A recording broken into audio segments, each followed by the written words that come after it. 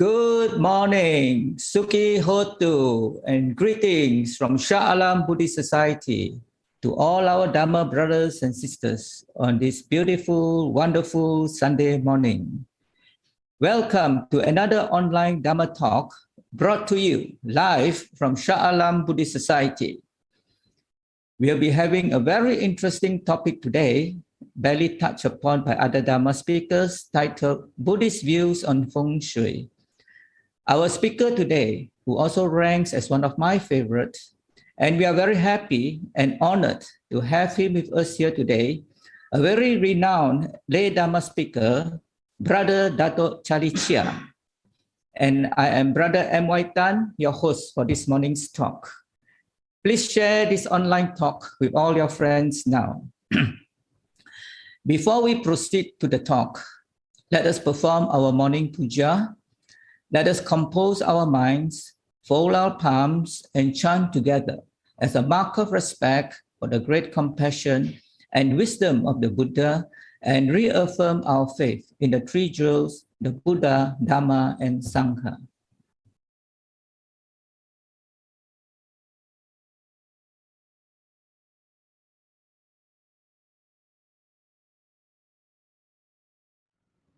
Sadhu, sadhu, sadhu. Namo tasse bhagavato arahato samma sambuddhasse. Namo tasse bhagavato arahato samma sambuddhasse. Namo tasse bhagavato arahato samma sambuddhasse. Buddhang saranang gacchami, dhammang saranang gacchami, sanghang saranang gacchami. Dutiyampi buddhang saranang gacchami, dutiyampi dhammang saranang gacchami, dutiyampi sanghang saranang gacchami, tatiyampi buddhang saranang gacchami, tatiyampi dhammang saranang gacchami, tatiyampi sanghang saranang gacchami. Panatipata veramani sikkapadang samadhiyami. Adinnādāna veramani sikkapadang samadhiyami. Kāmesu miccācārā veramani sikkapadang samadhiyami. Musāvādā veramani sikkapadang samadhiyami. Surameraya majjapama dattana veramani sikkapadang samadhiyami. Itipiso bhagavā arahang samma sambuddho viññācarena sampanno sugato lokavidu anuttaro purisa dhammasārati sattā deva manusānam buddho bhagavāti. Svākkāto bhagavata dhammo sandintiko akāliko ehi passiko opanayiko paccattam veditammo viññohiti. Supatipanno bhagavato sāvaka sangho Ujjopatipanno bhagavato sāvaka sangho Nyāyapatipanno bhagavato sāvaka sangho Sāmīcipatipanno bhagavato sāvaka sangho Yatiram Chandhari Buddhisa Yugani Atte Buddhisa Pungala Esa Bhagavato Sāvaka Sangho Ahuneyo Pahuneyo Dankineyo Anjali Karaniyo Anuntaram Punyam Kintam Lokasansati Sadhu, sadhu, sadhu.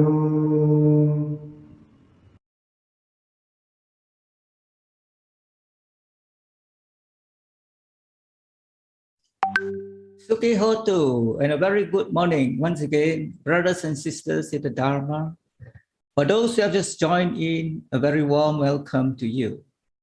We have a very interesting talk today entitled Buddhist Views on Feng Shui. We are indeed very happy to share today's broadcast with 7 other Buddhist societies. And I would like to give a shout out to you and welcome you and your followers to this talk. They are Putra Heights Buddhist Society, Persatuan Buddhist Hilal Perak, Mahasatipatthana Buddhist Society Klang, Johor Gladians Metta Buddhist Fellowship, Johor Metta Lodge, Kinrara Metta Buddhist Society, last but not least, Taiping Bodhi Langkaram. Thank you for your support and welcome to our talk. Okay, so today our talk is on Feng Shui and Buddhism. So what is Feng Shui? According to Wikipedia, Feng Shui is also known as Chinese geomancy. It's an ancient Chinese traditional practice which claims to use energy forces to harmonize individuals with their surrounding environment. The term Feng Shui means literally wind water. Now, if you may ask, what has Feng Shui got to do with Buddhism? Well, you have been following some Feng Shui self-proclaimed masters on Facebook, YouTube, or some other channels for that matter.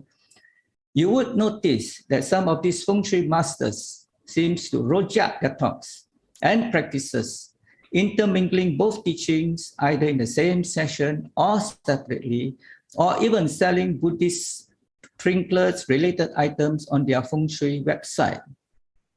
So today, our speaker will speak on whether Buddhists believe in Feng Shui and what is the relationship between these 2 types of knowledge. The understanding of karma, rebirth, is it similar to both? Is Feng Shui scientific and compatible with Buddhist teachings? So we are indeed very happy and honored to have with us here today our very own Feng Shui master, a renowned lay Dharma speaker, Brother Datuk Charlie Chia, will explain and clarify on the ignorance and confusion by the Buddhists on this practice. Before I hand over the floor to our speaker, allow me with great pleasure to give you a brief introduction of our speaker, which in no doubt does not do justice to the many accomplishments in both his career and also in the propagation of the Buddha Dharma. Brother Datuk Charlie Chia is currently practicing as an advocate and solicitor and also an independent director of a listed construction company, GDB Holdings Berhad. Datuk Charlie Chia was the former group CEO of a listed property developer. He started as a chartered quantity surveyor and later worked in construction, real estate development, and legal services. Datuk Charlie Chia is an inspiring and regular speaker to many Buddhist societies, universities, and colleges. He speaks on Buddhist doctrines, mind cultivation, and practical daily living. He has founded many Buddhist organizations, namely BMS Youth Section, Kota Tinggi Buddhist Society, Metta Lodge Johor Bahru, and Kuantan Buddhist Association. Datuk Charlie Chia is currently a lay advisor to Buddhist Missionary Society Malaysia. He was conferred the Nalanda Award 2017 for leadership and integrity for his work in the program Compassion in Action by the Mahabodhi International Meditation Center in Ladakh, Himalayas, India. Since this will be a very interesting Dhamma topic, we will be expecting many questions and comments.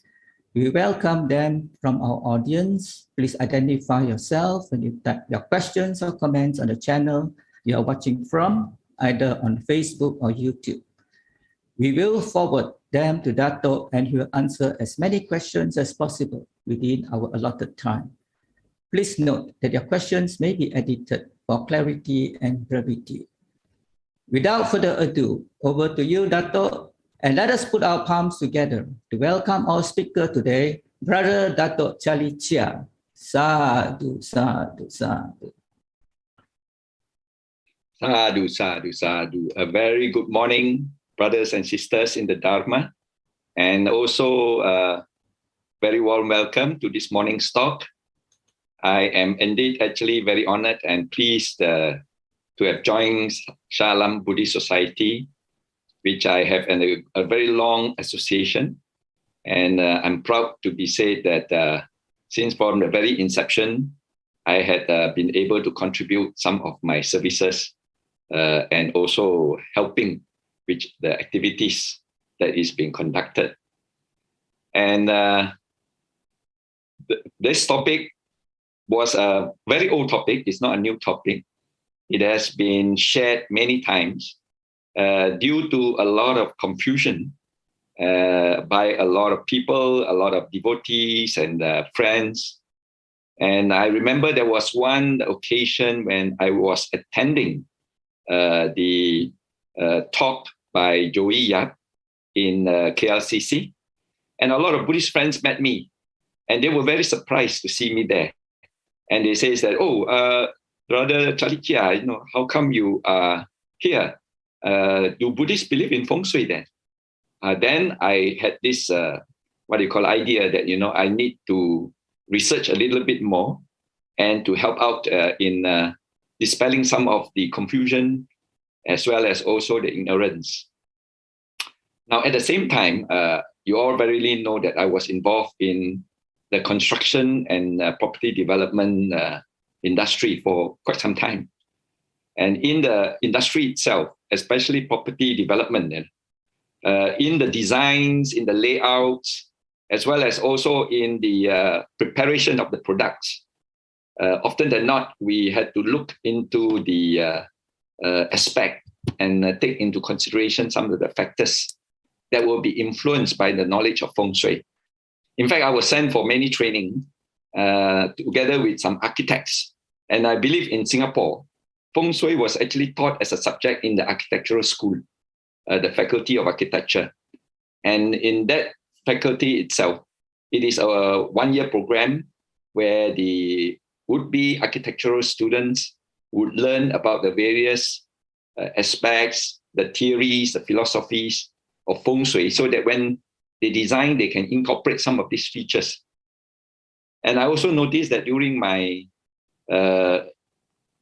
so many years in the industry, each time, sometimes when we talk to our purchasers and in our promotional materials, we often did not use this factor and for their consideration that we are Feng Shui oriented and designed for Feng Shui.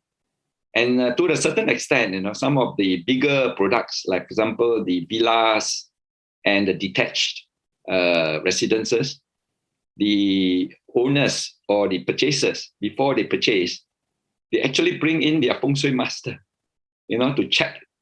And of course, they give their comments, they give the sense of directions, and also the layouts and sometimes this become a factor in their decision whether to purchase that particular property or not.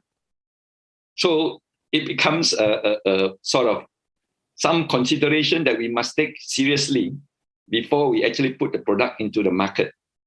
And in fact, there was an occasion when I worked very closely with some Feng Shui master and invite them to actually look into some of our designs and contribute their ideas and their input.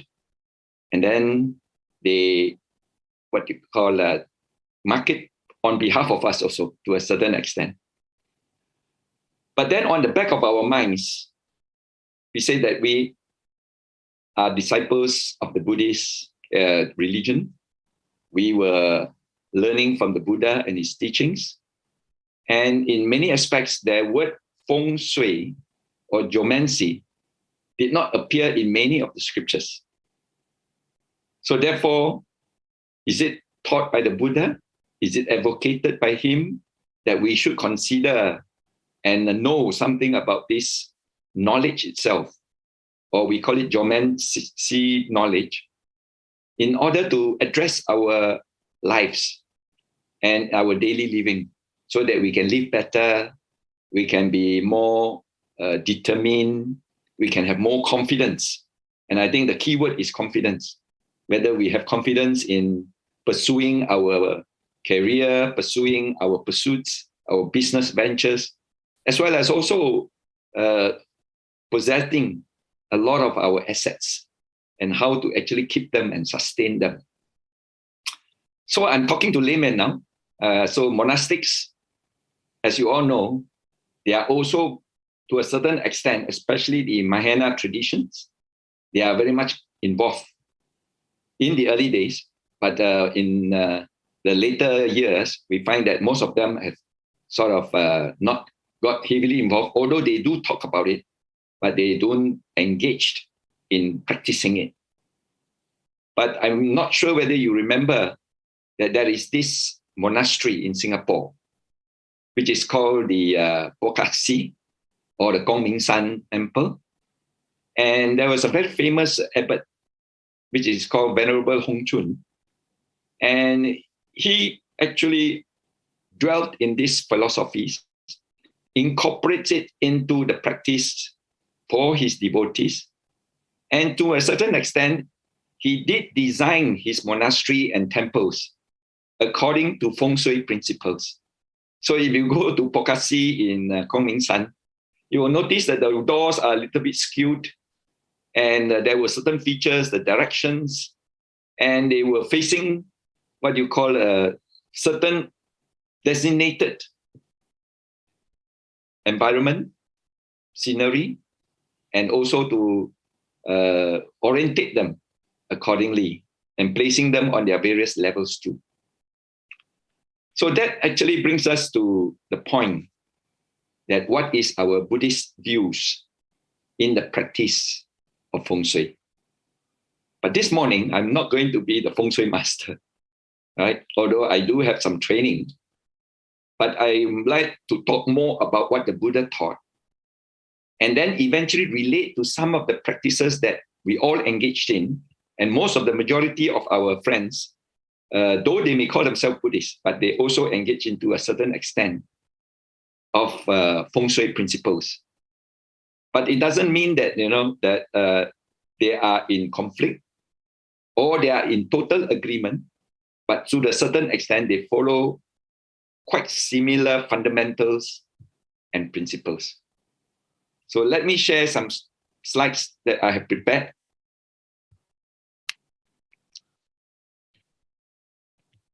Sorry, just give me a minute.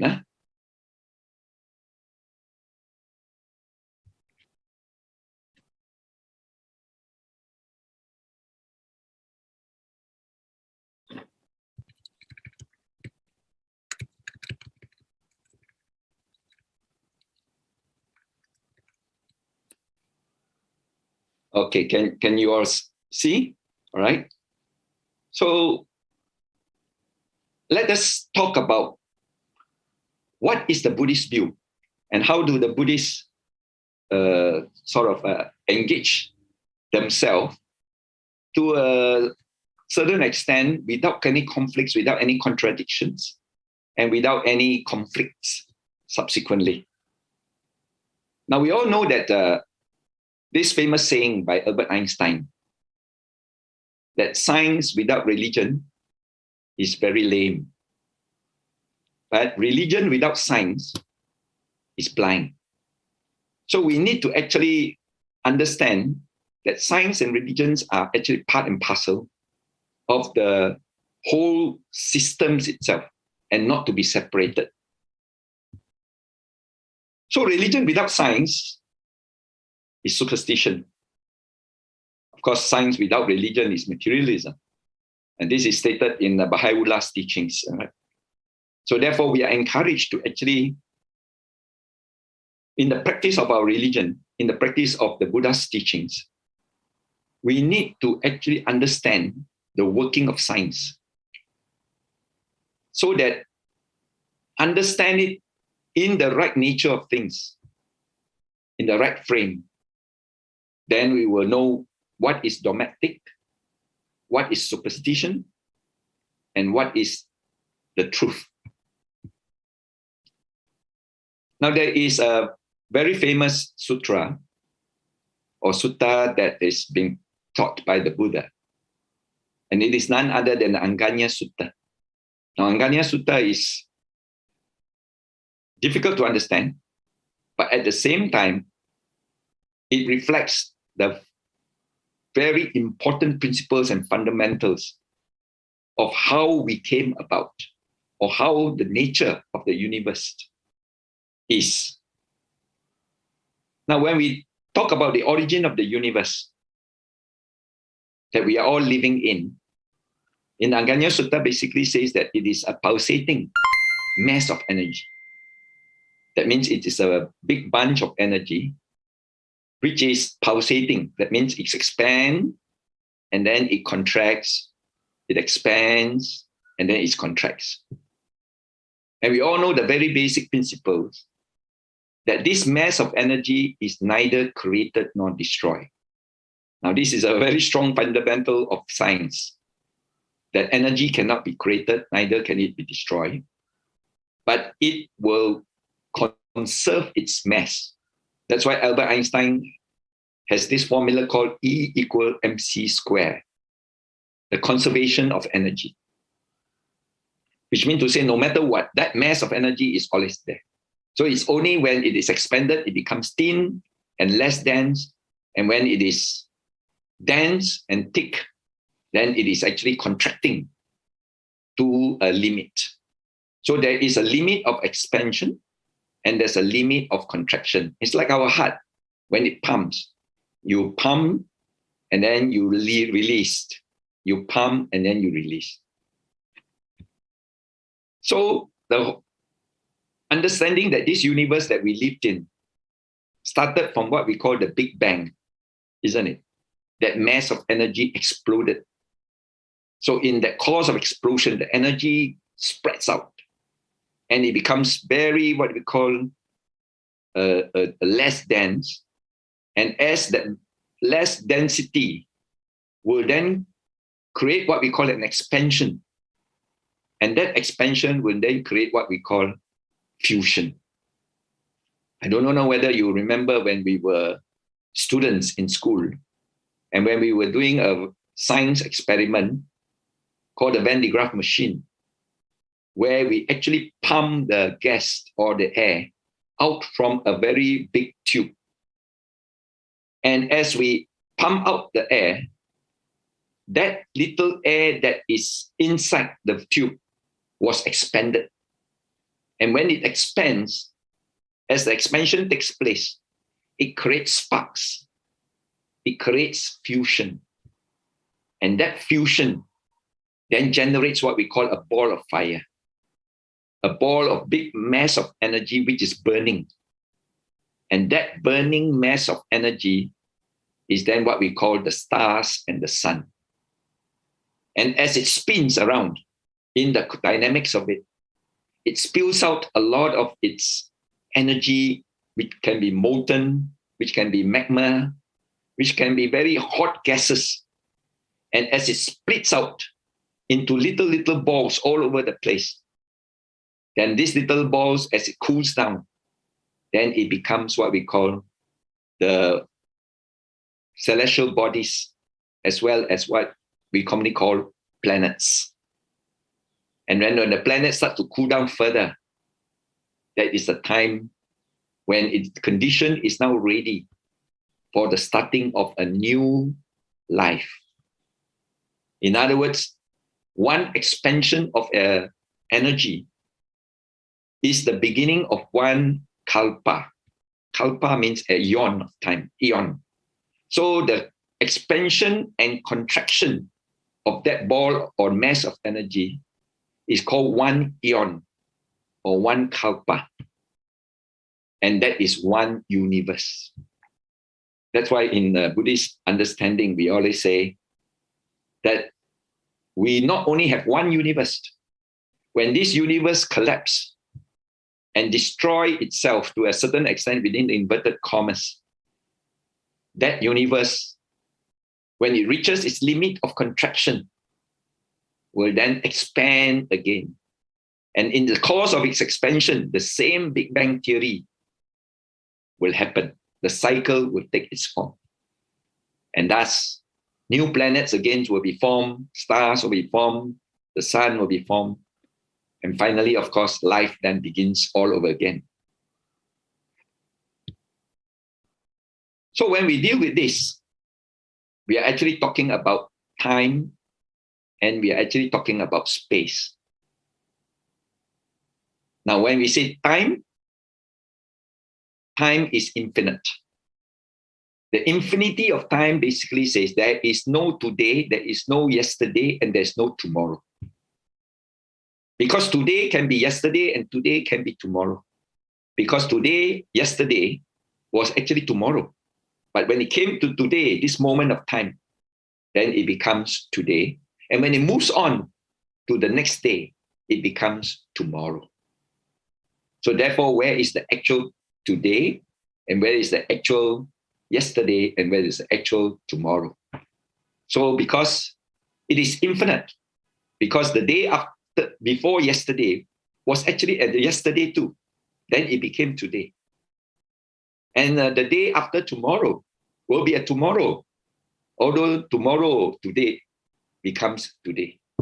So you can see the relativity of time and also the relativity of space. Space, again, is infinite.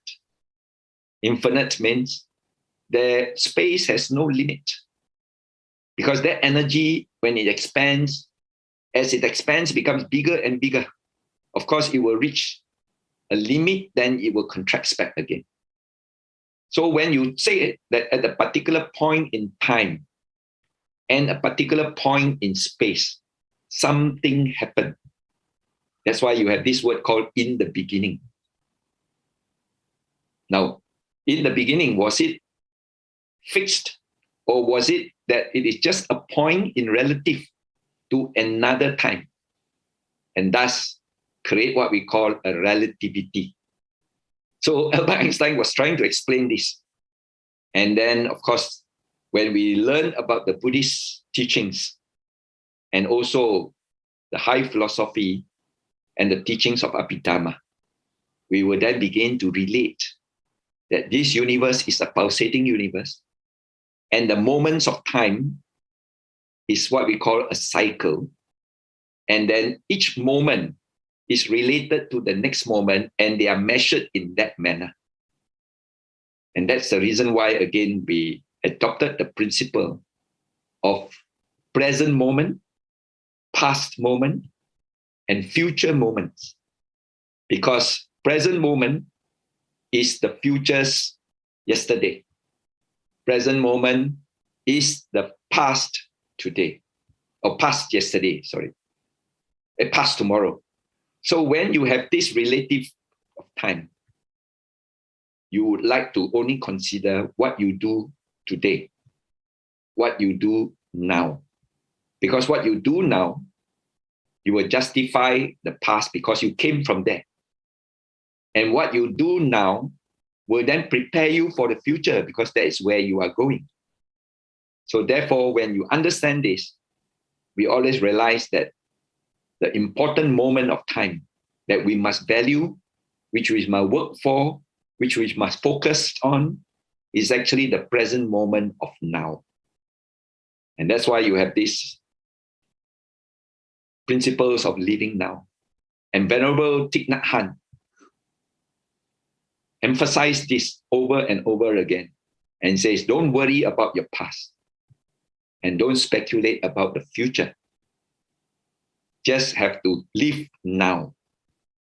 And then you will be able to justify all the past that you have been, and you will be able to prepare for the future that is yet to come. So in these principles, we begin to understand the theory and the relative concepts that was expounded in science as well in the Buddha's teachings. So science helps us to understand the physical structure of the universe, right? Of course, while religion then deals with the human values, morals, and meaning. But they are related and they are connected. And we must understand science with religion, and we understand religion with science. So when we look at the concept of Feng Shui later, it will then let us understand what is actually Feng Shui and how is it related to science and how is it related to religion. Now, according to the Dhammapada, mind precedes all. Mind is leader and all is mind-made. In other words, you conceive the world, you have your experiences arising where? Not in your body, but in your mind. And what you perceive and what you conceive basically rests and position itself in what is happening inside your mind. Therefore, again, this is a very strong teaching that we understand later on, that when we condition ourselves, when we prepare ourselves, when we relate to the environment, when we relate to the wind and the water, we always understand that it affects our mind, as well as our mind affects the conception and the perception of this phenomena. So mind is chief. In other words, everything is mind. That's why we have this saying that mind and Metta are the two components that actually makes up what we call a psychophysical being, you and I. The body is the house, whereas the mind is the spirit or the soul in normal inverted commas. But I would always like to relate that the body is the bulb, the electric bulb, but the mind is the current, the electricity, which runs through the bulb and lights it up, thus making what we call the mind and body alive. Of course, one fine time, when the body expires, like all things which are impermanent, it will exhaust itself and it will then expire. So the electric bulb also has what we call an expiry date. After 10,000 hours, it will extinguish itself. And when it's extinguished and burned out, it can no longer support the electricity that's running it and creating what we call a lighted bulb. Then the electricity does not cease because it still has its voltage and it still has its amperes. That means the current is still prevalent. And when that electricity goes on and meet with another new bulb, that combination of a bulb and electricity or current will then create another lighted bulb and thus create what we call a rebirth. That means as long as that current has electricity, which has current amperes and which has voltage, it will continue to manifest as electric current and it will continue to light up bulbs. Same thing like our mind. Our mind, as long as it has still the powers and the momentum of craving, tanha, as long as it's not eradicated as long as the voltage and amperes of the mind is not ceased, it will manifest still as the mind or mental energy. And thus it will then keep on going on and light up more rupa and more bodies and more matter. Now, in the Mahasihananda Sutta, in the great discourse of the lion's roar, the Buddha did mention about that we are all forms of energy. And what is the forms that we are made up of? Physical energy, mental energies. And these are the energies that combines itself to create and manifest it into a psychophysical being. And all rupa lokas has psychophysical being. In other words, they are made up of the mind and they are made up of the matter. That means they are in one form or another. Of course, the arupa lokas will only exist in what we call the mental energies. Right? But these are what you call another form or another plane of existence, because the 31 planes is divided into arupa lokas and rupa lokas.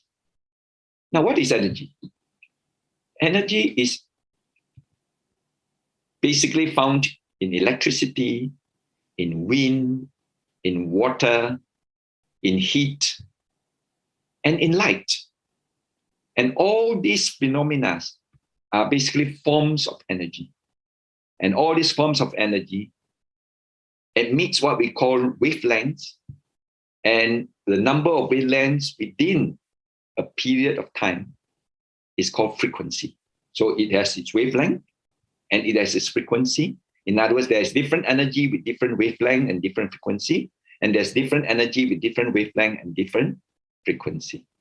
And they all exist as what we commonly call energy. So these are the various forms. As you can see, sound is also one of them. Electrical, chemical, kinetic, light, heat, nuclear. And of course, we have gravitational, which is very important, especially in the study of Feng Shui.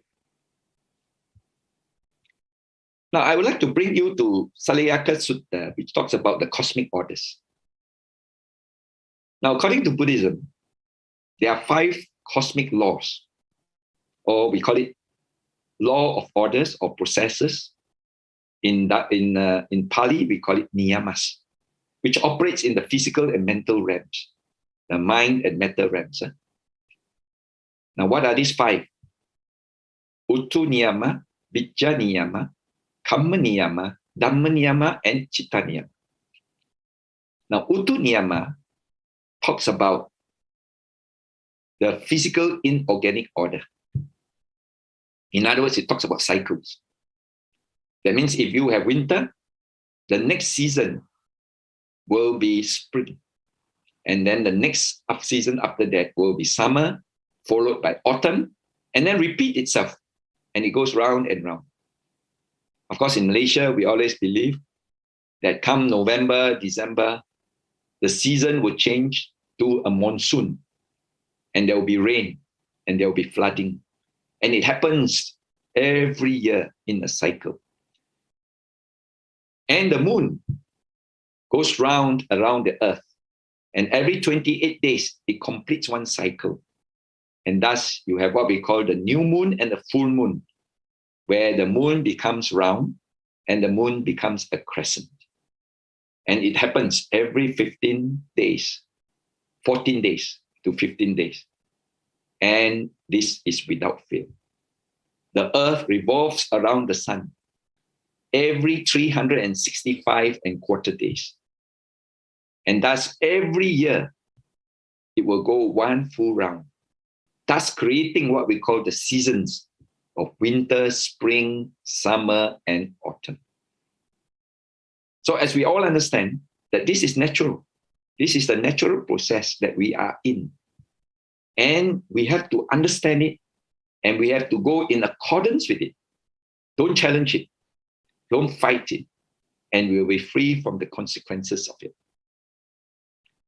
Vijja niyama talks about physical organic order, right? That means to say, when you plant a mango seed, you get a mango tree. When you plant a durian seed, you get a durian tree. When you have a human being and to be formed, you will have a male factor and the female factor come together, and thus creating what we call a fetus and developing another human being, where it will be a combination of mind and matter. Now, ingenuities such as us will then be able to tamper with that law. And eventually, if we can plant a mango which smells like durian, genetic modification can do it. We can tamper with the genetics of these phenomena. And thus we get a combination which doesn't follow the natural laws. If we do that, then we are in trouble and we will have to face the consequences of it.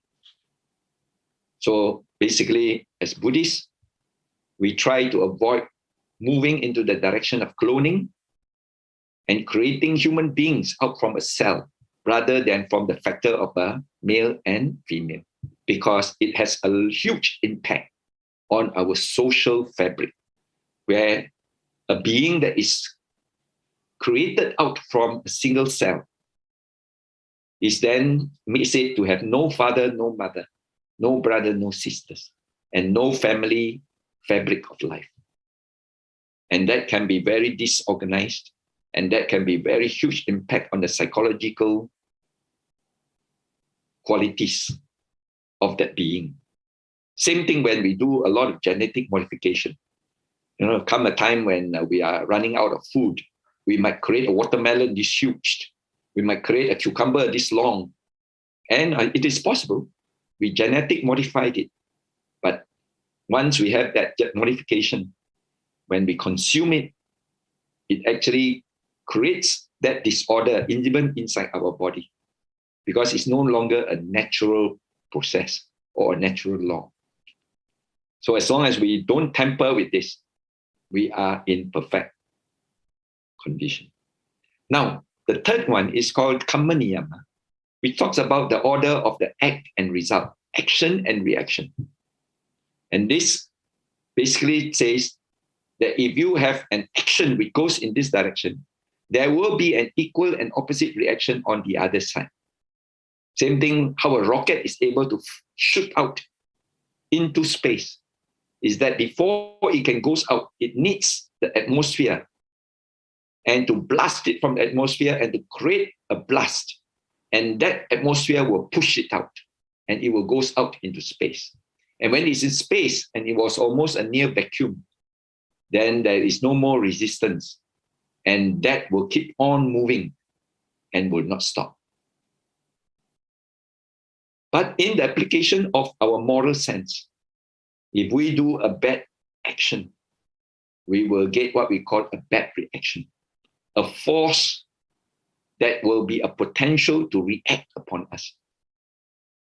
So if we don't create that action, there will be no equal and opposite reaction. So imagine that you have a door with the spring hinges. And when you push this door with the spring hinges, the door will swing open. But the more action, the more energy, the more kinetic energy that you apply, it will then convert itself into a potential energy to swing back. So you have kinetic energy which is converted to potential energy. And that potential energy will then have that force and power to actually swing back. And if you are in the path, then you get hit and you will suffer the consequences of it. But of course, you can be very smart when you push, and then you take a hook and you hook the door, and you can dance in front of the door and the door doesn't react. But does the door loses its potential? It doesn't. Same thing that when you have a seed has a potential to grow into a huge tree. A mango seed can actually grow into a mango tree so huge that it outsizes the mango seed that you are holding in your hand. That is the potential. But when you have a seed, it has that potential to react. But if you don't allow the conditions, the soil, the weather, the water, that seed will always remain only as a potential. And that's why in the Buddhist teaching, we always say that you sow good seed, you reap good fruits. You sow bad seed, you reap bad fruits. You do a bad action, you get a bad reaction. You do a good action, you get a good reaction, a good results. So this is the law, and this is a natural law. Chitta Niyama, let me go to Chitta Niyama first, is that Chitta Niyama talks about the mind, the workings of the mind. And the workings of the mind has a natural process. So that if you have one thought, that thought will then create the next thought, or have the potential to create the next thought, because it runs in the up and downs. Imagine when you go to the ocean and you see the waves in the ocean, the waves goes up and then eventually it comes down. But when the waves comes down, is that the end of the wave? No. It has the energy and momentum to push another new wave to come up. So for that new wave, it owes its origin to the previous wave. If not for the previous wave, this new wave would not arise. And that's why in the Buddhist teaching, again, we have this law, what you call the law of dependent origination. That for every origin, it depends on the previous phenomena or the previous origin. And then eventually it will condition the next origin. So for every thought that arises, it didn't arise on its own. It owes its origin through the previous thoughts. And then it conditioned the next thought. For each birth, it didn't arise on its own. It owes its origin to the previous birth. And this birth then conditioned the next birth. And what we do in this birth will then shape up what we will be in the future. And this principle, again, comes under this behavior of the mind. And the mind can only do one thing at one time. If you are thinking of happiness, you are not thinking of unhappiness. If you are thinking of unhappiness, then you are not thinking of happiness. Because when you are thinking of happiness and unhappiness at the same time, then you are actually very confused. In other words, you become mad. So because of the nature of the mind, that's why we have hope in life. That if we don't want to have all unhappiness that arise, we always focus our mind on positive thoughts, focus our mind on happy thoughts, on good thoughts. Then the bad thoughts, the unhappy thoughts, the negative thoughts will not have an opportunity to take its form. So that gives us hope. We did not have to despair in all the negativities. We always can change it if we want to change it. And the Buddhist concept is the destiny is in your hands. You can change your destiny. Again, later on, when I explain a little bit on Feng Shui, you will then relate this to the understanding of this. Of course, when the thought arises and developed into a story, and the story then moves on, you are actually going into what we call the development of the thoughts. And some of this development of the thoughts create what we call some phenomena, which normally we call miracles. Now, miracles happens only when the conditions are there. For example, if you want to be well and be healthy, you have to create the conditions for yourself. If you want your good seeds to germinate and take its form to benefit you, then create the positive conditions for it to arise. In other words, when you plant a mango seed and you want the mango seed to become a mango tree, then create the conditions. And so that the conditions will then be able to support the germinating of the seed. And as it grows out into a shoot, into a plant, into a tree, and then eventually you will bear its fruits. So all seeds will only germinate when the conditions are right. So Dhamma Niyama talks about that miracle of it. Because sometimes when our mind is positive, a lot of good things happen. Then we say, wow, that's a miracle. Sometimes when we have cancer, and eventually we keep our mind on positive things, and then we find that the cancer disappears, then we call this a miracle. But it's actually what we call Dhamma Niyama. So when you understand these 5 natural laws, you then live in accordance and in harmony with it, and you'll be free from the consequences of it. Again, later on, when we explain Feng Shui, you will have to take these principles into consideration. Now, as I said, the human that we are in, or the forms that we are in, basically is made up of the 5 aggregates or the Panchakandas. The Nama, which is the mental energy or the mental aggregates, will have the feeling, the perception, the mental formations, and the consciousness. You are conscious that you are alive, right? And then you are feeling good. And then when you recognize the things that you are experiencing, and then eventually you begin to develop what you intend to do. And when you have that consciousness with feelings, perception, mental formation, and consciousness, you are then said to have the mental energy that is persisting. Of course, the rupa consists of the 4 elements, which is the earth, water, wind, and fire, which these 4 elements must balance itself so that you don't get disrupted. You don't get into a state of dis-ease, and you call it disease. So when you control this 5 khandas, balance it well, you are in a well-being formation. So in order to boost your physical and mental energy and to take care of your body and take care of your mind, you need to have all the positivities. You need to have all the confidence. You need to have all the calmness and peacefulness. And that's the reason why as Buddhists, we practiced a lot of cultivation of the mind so that we can pacify, condition, calm down, and make the mind peaceful as well as positive. And at the same time, do our exercises, do our activities so that our physical form can be kept in good shape. And so together with both the physical and the mental, it will then contribute towards the well-being, which is a great blessing. So by practicing the Buddha's teaching, you get a lot of blessing. This again is found in the Sutta, Mangala Sutta. Now, before I move into Feng Shui, let me talk about the 3 cosmic trinity, right? There is this heaven, earth, and man. And we call this 天才, 地才, 人才. So when it says heaven luck, earth luck, and man's luck, it is important to understand that as we live from life to life, birth to birth, we carry along a lot of our karmic energies. And these karmic energies will determine the way we are, the well-being that we will be, and also how we will be able to live and face the consequences and the positivities and the negativities of life. So we normally, in common understanding, and even in Feng Shui, we call this 天才. You brought along your 天才, and you are being bestowed with that 天才, or heaven luck.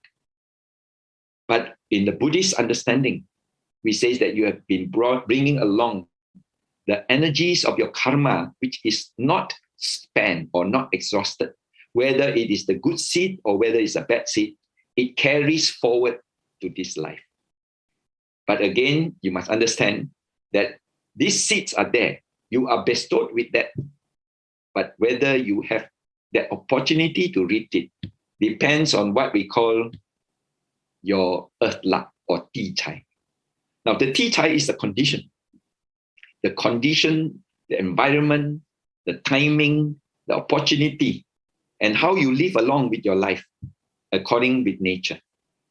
Because ti chai is like the seed planted into a nutritious soil where full of nutrients, the water is enough, the sunlight is good, and it is always under shade to a certain extent.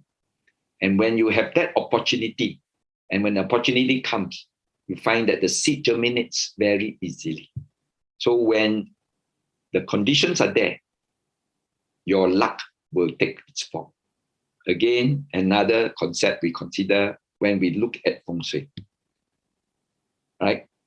And of course, in the understanding of earth luck or ti chai, we talk about the natural environment, the qi that is carried and dispersed by the wind and preserved by the water. That's why there's this word very important, Feng and Shui, because it generates the qi, then the qi that is within our physical form and the qi that is outside the metaphysical form. Where you understand these metaphysical forces of nature, you will then be able to harness the correct symbiosis and the beneficial life force into your life, into your residing and working environment. Because if the environment is harmonious and you are in great harmony with nature, and you are able to balance the negative and the positive, the yin and the yang, you will then be able to reap the benefits of a favorable Ti Chai. So Feng Shui comes within this ambit, that if we can create the right condition, then our good seeds, our Tian Chai, will be able to be reaped and be able to surface and take its form. But all this said and done, you still depend on man's luck or Ren Chai. I'll give you a simple example or analogy of a man who went to see a fortune teller. And the fortune teller then be able to read and says, yeah, you are going to be extremely rich in the year of 40th birthday. And when you touch your 40th birthday, the sky is going to open and gold is going to fall down from the sky, all meant for you. Now, true enough, on his 40th birthday, he went out to the door and he looked up into the sky. And true enough, the sky opens up and all the gold start falling. Tick, tick, tack, tick, tack, it fell down in front of his house. So the Tian Chai has been able to depend on the right environment and the right opportunity. It now comes upon his lap, but it lands in front of his house. Now, when he sits in front of the door and he says, look at the gold, and he says, well, if this gold is all meant for me, it will walk itself into the house and it will be mine. So he sat down there and he waited for the gold to come in. But do you think that the gold will come in? If you don't move yourself, you don't initiate yourself, you don't have what you call the initiative to go and collect the gold yourself, then of course, the gold will never be yours. So therefore, the understanding of practicing the right effort to move in that right direction and to sustain that right direction is very important, because you understand that you have that Tian Chai, but the Ti Chai has already given you the opportunity. But if you don't seize it, you don't move towards it, you don't take the opportunity and initiate yourself towards it, it will never happen. So remember this cosmic trinity, Tian Chai, Ti Chai, Ren Chai. So you may have all the luck, but if you don't do something about it, it will not be beneficial to you. So now let's come up to this concept of Feng and Shui. Like I explained, there's two words here. One is Feng and one is Shui. Now what is Feng? Feng is wind or energy, wind energy. Shui is water energy. And the combination of these two and the understanding of the forces of the wind and water is known as geomancy, because wind and water basically forms the physical form, forms the conditions, forms the energy that is actually surrounding you. And thus, you need to understand how it works, and you need to understand how it actually works within themselves in order to create the features that you are experiencing. Now, there is this, often than not, when we talk about Feng Shui, we talk about, okay, when you place your home, right? And you have to actually understand where the wind blows, where the sun comes in, and how the river, what you call, wind itself and flow, because each time of the year, the water can actually runs off course. The wind can actually create a turbulence, and then creating what we call damage and suffering as a result. But if you understand it well and tap on it well, then you will then be able to actually harness all this energy so that it benefits your well-being. And that is the reason why we learn about Feng Shui, so that we can tap these energies, which is actually meant to take care of us.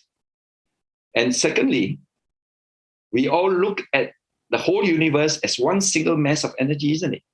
And we are part of the expansion.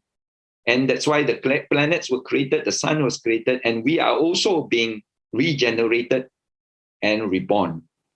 And then we are what we call a mass of energy within another bigger mass of energy. And all this mass energy synchronize with each other. So if the energy outside is good, the energy inside also will be good.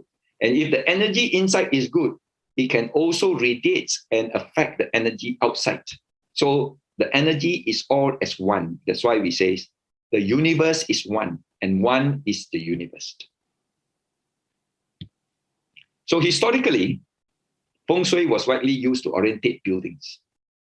But in the past, a lot of times it was actually very important in orientating tombs. But not only tombs, it was also to do the dwellings and the other structures, so that these buildings will then be able to face the right directions and get auspicious treatment. Now, depending on the particular type of Feng Shui that is being practiced, an auspicious site can be determined by referring to the local environment, such as where is the water, where is the river, where is the star, and where is the wind blow, where's the sun shining, and so on. Now, I'm not sure whether you remember, there was quite a widespread story about the position of the Buddha when he was lying on his parinibbana. He was lying down on his right? And his body was aligned to a north-south direction, and his face was facing east. Of course, a lot of story later on developed and says that the Buddha looked to the east because the next Buddha is going to appear in the east. No. If you analyze this very carefully, how this story came about, or how this depiction came about, is that we look at it as that we understand the nature of all these forces that is around you, and you align your body in this manner so that it will be at the most peaceful state. Now, why face east? Right? When you face east, you are actually facing the rotation of the earth. Now remember, the earth is rotating, isn't it? And it rotates from the west to the east. And that's why the sun rises in the east and sets in the west. So when you have this rising sun and setting sun, and you are looking towards the direction where you are moving to or rotating to, you will be most comfortable. Now, what I mean by this is, imagine you are sitting in a train, and the train is moving one direction. And normally in the train, you have sometimes a seat facing the direction that you are going and a seat facing the direction that you are leaving. It face each other opposite. Now, when you go into the train, which seat would you like to sit? Would you like to sit the one that you are facing where the direction you are going, or where you want to face the direction that you are leaving? Which is most comfortable? Normally, psychologically, you would like to sit and look forward rather than look backwards. So it is important to actually face the direction where you are going.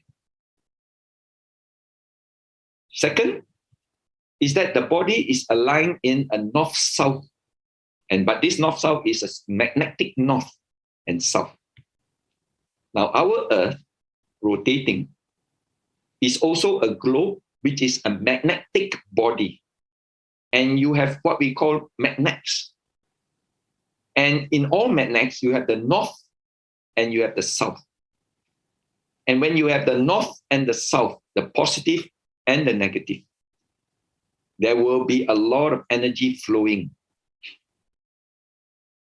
Remember, if you practiced science experiment and then you have a magnet, which is a U shape, and then you place a piece of paper and you throw some iron filings, and then you shake the iron filings with the magnet underneath. Can you see the lines of magnetic energies? So it forms into lines, and that indicates the flow of the magnetic energy, electromagnetic for that matter. And when you have that flow of energy, it flows from the south to the north. Why? Because if you take a compass, you go to the south, Australia, the compass points north. If you go to Russia, and the compass also points north. So which means to say, there is energy that is flowing and the compass is pointing towards the direction where the energy is flowing to. So that is the reason why your compass points north, wherever you are in the south hemisphere or whether you are in the north hemisphere. Now, when you are lying on the north-south direction and facing east, where is your head and where is your leg? Your head is in the south and your leg is in the north, isn't it? Because when you are facing east and lying on your right-hand side, you will then be able to face that, what you call, the head is in the north and the feet is in the south. Now, you would want the energy to flow past you rather than against you. Imagine when you are in a waterfall and the waterfall flows down the slope and you want to lie on the waterfall usually and let the water runs past you. So from the head down to the leg. Try the other way. If you put your feet up and your head down and let the water run past the leg towards the head, which one would you feel more comfortable? Again, that is the reason why there is this north-south direction. Then we say, why did you lie on your right and face east? Now, when you lie on your right, where is your heart? Your heart is on your left.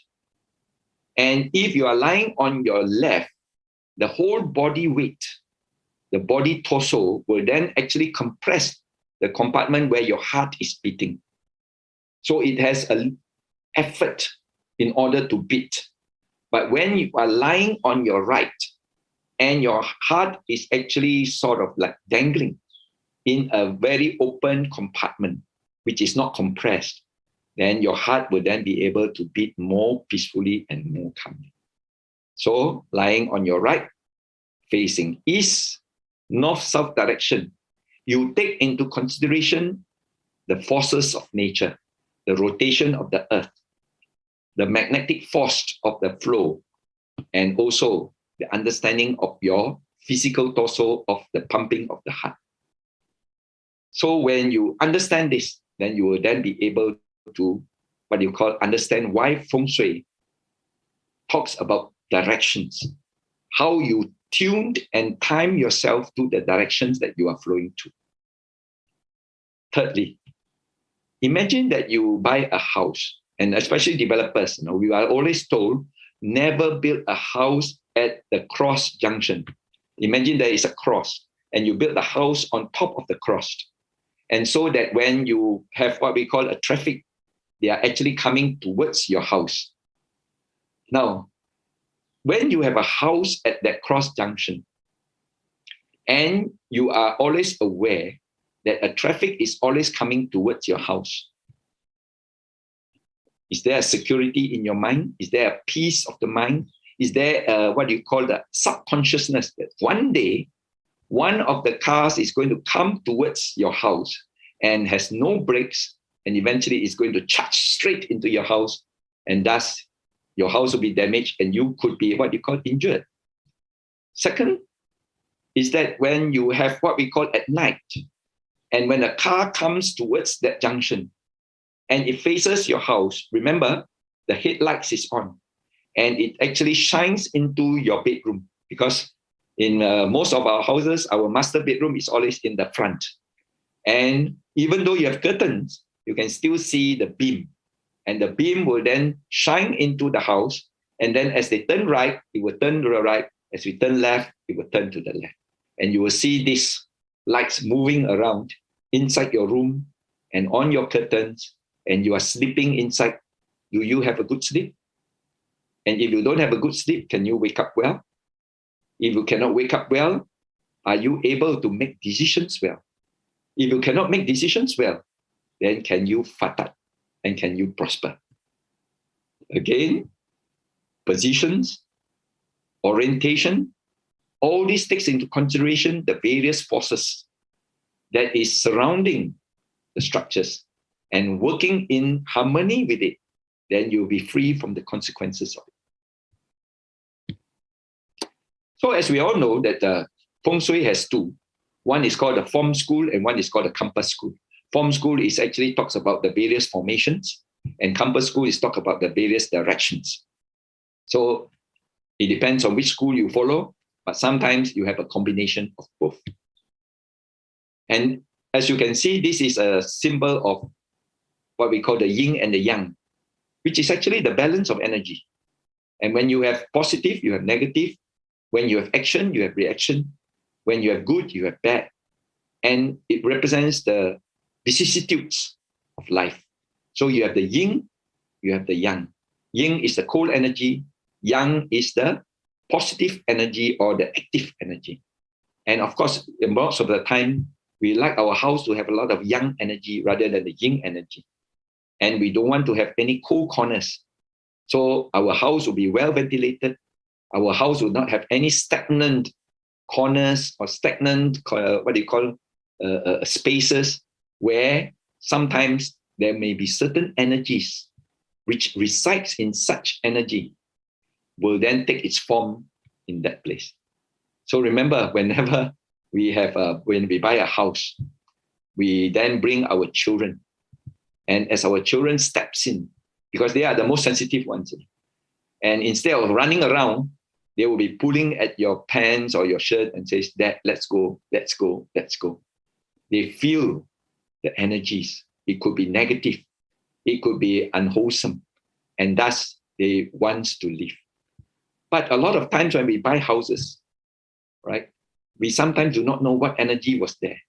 So what you do is, when you go into a house where you want to buy, you want to identify the yin energy corners. Very simple. All you have to do is just take a bunch of joysticks and you walk around. And there will be certain corner where the joysticks cease to glow. It becomes like it's going to extinguish itself. But it goes to a certain corner, the joystick starts to glow. The joystick starts to, what you call, become active. Now, the joysticks which is not glowing is yin. The joysticks which is glowing and active is called yang. So you have a yin corner, you have a yang corner. And when you have a yin corner, usually this yin corner, a lot of energies forms which are of negative energies. They likes to reside in their yin energy, which they will not be disturbed. And therefore, if you are going to move in yourself as a human being to stay in an environment and you want to be free from all these beings, then you will try to energize it. And how do you energize it? Convert your yin corner into a yang corner. You put music, sound is an energy. You put light is an energy. You put what you call movements or some dynamics, then it becomes a yang energy and no longer a yin energy. Then you energize that place. And when you energize those places, it will then becomes yang energy all over. And these beings, for example, if you do have some of them residing, will then take its form to live. Now, a lot of times when we move into a new house, we always like to have what we call a small ritual. And the small ritual is called Yak For. What do you mean by Yak For? Yak For means enter the fire. Now, how do you enter the fire? Is that you create a stove. And in Chinese kitchens, they have this stove which is made up of clay, and then eventually you put charcoal, you put certain wood to burn, and then you create what we call a stove full of fire, and you put it into the center of the building or the house, and then you say "Yak For," and you move around, right, with the stove itself. Now, what does the stove represent? The stove basically represents human existence. Remember, the stove is used for cooking. And which realm of existence cook their food? The only realms that cook their food is the human realm. Does the animal cook their food? Does the devas cook their food? Does the, what do you call, the pittas or the spirits or the ghost world cook their food? Does the deva worlds cook their food? No. Only human realms cook their food. So when you place that fire into the stove and eventually moved around and then place it in your kitchen, it actually tells out that this place is now open for human existence. And thus, you invite all the other beings to actually live if possible. So some of this, we call it Feng Shui, but at the end of the day, we must understand the significance of it in the context of learning the Buddha's teachings. Now, the pakwa sometimes represents the yin and the yang, together with all this, what we call the pakwa directions. And each of the direction is given a name. Each direction actually represents where you are in and where you are born and where you like to be what you call synchronized and harmonized. Now, this could be quite a complicated study, and a lot of time it creates a lot of serious understanding. But just to let you know that basically the pakwa and the symbols that is within the pakwa, which talks about the directions, and this sometimes coincides with our understandings of the knowledge of Patsi or Pachi. Same thing with the zodiac. Again, whichever year you are born in, you are under different alignment of stars. Now remember, our planet is part of a solar system. And we have all these planets that is revolving around us. And each of these planetary body has a gravitational pull against each other. And they also have an effect on our human mind. Now, the most common one, or the most common planetary body, is actually our moon, right? Now, each time when the moon is full, the gravitational pull pulls all the tide and the water, creating high tide in this part of the place where it's facing the moon. And when you have high tide of the sea, you also create high tide in the human body. And what is the most fluid of the human body is actually blood. And on such occasion, there's a lot of blood that is going to flow up, and the flowing up to the head, and you become very agitated. You become very emotional. You become very, what you call, to a certain extent, charged and energized. And of course, you also can achieve the highest, especially when the Buddha gained his enlightenment, it was on the full moon night.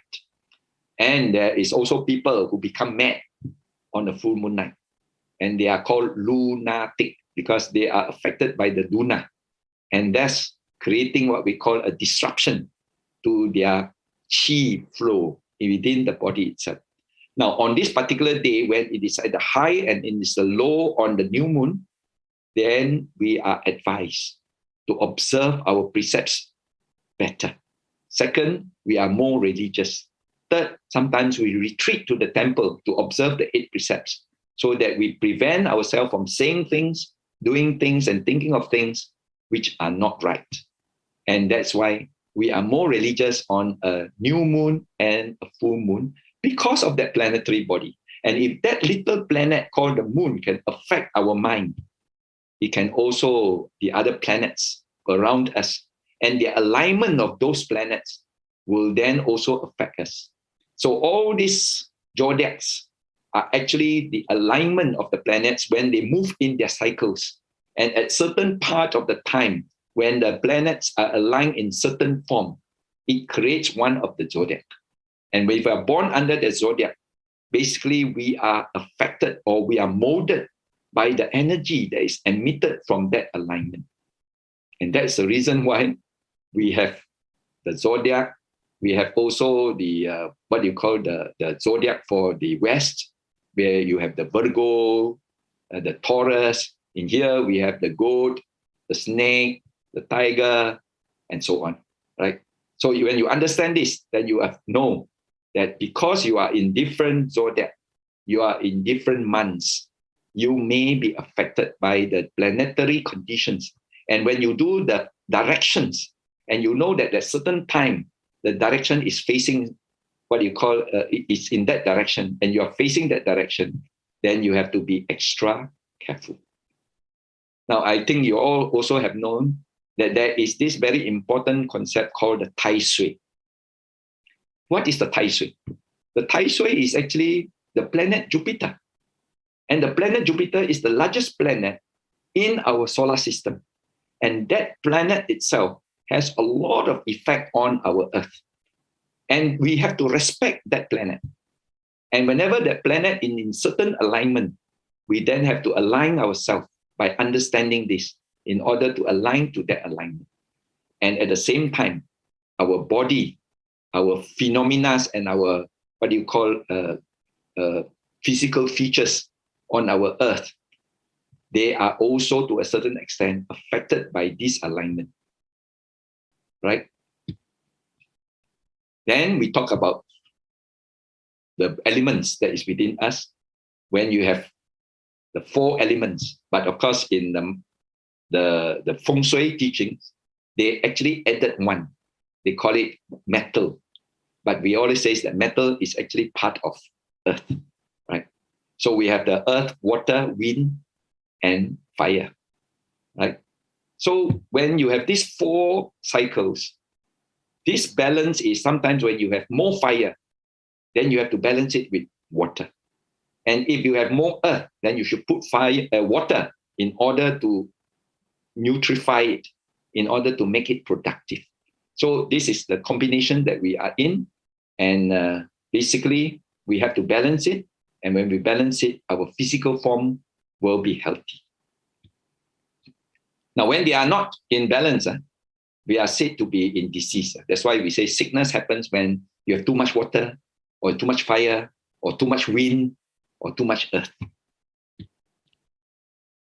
Now, this Lo Pan, I think many of you are aware that whenever you read about Feng Shui, they always talk about this Lo Pan. And this Lo Pan has actually the directions, the parts, and also the various angles and the north-south. So when you want to determine the directions at a certain point in time, you turn this Lo Pan in order to determine, okay, this time of the year and this month, this is the direction that it should be followed. So it's an instrument used for Feng Shui, and basically it just shows directions. Now, we do have some gadgets that is covered under Feng Shui. And you have the Pichu, you have the dragons, you have the money tree.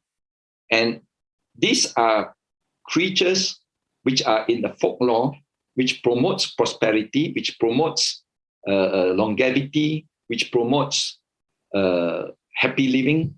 And when we place this inside our house, it is actually more of auto-suggestion and trying to dwell on the positivity of things. And in psychological terms, we call it neuro-linguistic programming. It does help to a certain extent, but we must always learn not to be overindulged, right? Sometimes we put a slogan, some very encouraging words. Sometimes we put an icon to reflect upon. And to the certain extent, it sort of mold up, improves the thinking processes, and develops what we call confidence. Some of these gadgets. Now, when we talk about crystals, now crystals are actually very heavy compressed materials where it actually is a storehouse of energy. And crystals are meant to actually emit certain energies, which helps to pacify the energies within our physical form. But it is more for physical, because at the end of the day, sometimes you are not compatible. It can also give negative effects. So until and unless you are very sure of your compatibility, if you can avoid it, do avoid it. Same thing with all these features that you put on. It actually gives you an auto-suggestion, a linguistic programming, a neuro-linguistic programming to tell you that you will succeed, you will be able to overcome.